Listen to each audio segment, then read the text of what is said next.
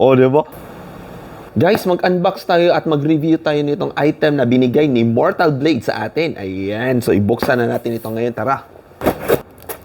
Ayan, yan. Uy, chargeable. Oh! Uy, ang laki. Oh my God. Ay, ang bigat. On natin. Oh! Oh!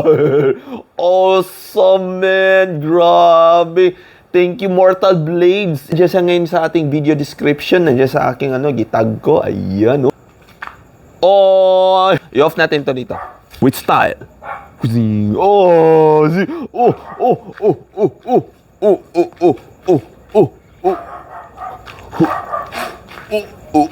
Oh, yeah. Ganda niya talaga, pare, oh. So, based sa experience ko, guys, sa pagpunta sa kanilang store, marami talaga silang iba't ibang mga item doon na nahawakan ko. May mabigat, may magaan, merong expensive. Oh my God, marami talaga. So, idagdag pa natin itong mga maliliit. At meron din sila nitong color blue. Uy, astig, ah. At meron din silang pang DIY. For short, pwede kayo ang magbuo nito. Oh, diba? At least enjoy. Sana all. Pero ito yung pinaka-favorite ko sa kanila, guys, dahil mabigat siya. At ito yung legendary katana na ginagamit talaga pang combat. So, if you guys have any questions about this kind of items, just PM Mortal Blades. Nandiyan sila ngayon sa ating video description. So, that's all for my unboxing videos, guys. Thank you for watching.